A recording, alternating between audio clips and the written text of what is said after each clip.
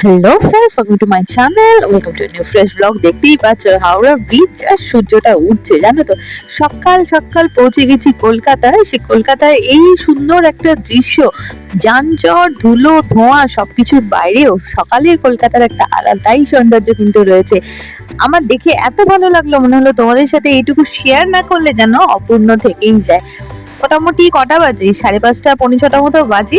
Train থেকে নেমেই আমি অপেক্ষা করছিলাম গাড়ির জন্য। তো এই দেখো, অ্যাসিডিক ভিউ বলতে যা বলার, মানে কলকাতাতে সেটা পথে ঘাটেই দেখা যায়। দেখো, ভিক্টোরিয়ান স্টাইলের একটা স্থাপত্য, এত সুন্দর দেখতে লাগলো, তাই তোমাদের সাথে শেয়ার করে ফেললাম। এবার কোথায় যাচ্ছি, কি করছি দেখতেই পারবে। এই যে আমি মূর্তিমান বাসে করে চলেছি গন্তব্যে। বাসটা মোটামুটি ফাঁকা ছিল, ভাবাই যায় না বলো কলকাতাতে এরকম ফাঁকা বাস। আমি সত্যি খুব লাকি ছিলাম। সকালবেলায়, সকালও নয় ভোরবেলাই বলতে পারো, 6টা 6:30 মতোই বাজে। এত সুন্দর লাগছিল না বাইরেটা, মনে হলো তোমাদের সাথে এইটুকু ক্লিপিংস আনিয়ে রাখলেই হয় না। সত্যি সত্যি মা গঙ্গার দর্শন ঘুম থেকে উঠেই সকাল সকাল হয়ে গেল। মনটা না খুব শান্ত হয়ে গেল, জানো তো। কলকাতার ওয়েদারটাও এখন খুব ভালো, একটু ঠান্ডা হাওয়ার রেশটা মুখে এসে লাগছিল।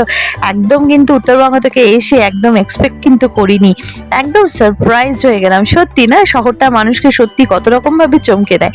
এত ধুলো ধোয়ার মাঝখানেও যে এত সুন্দর একটা সকাল আমি উপভোগ করতে পারলাম, সেটা তোমাদের সাথে শেয়ার না করলে হয়।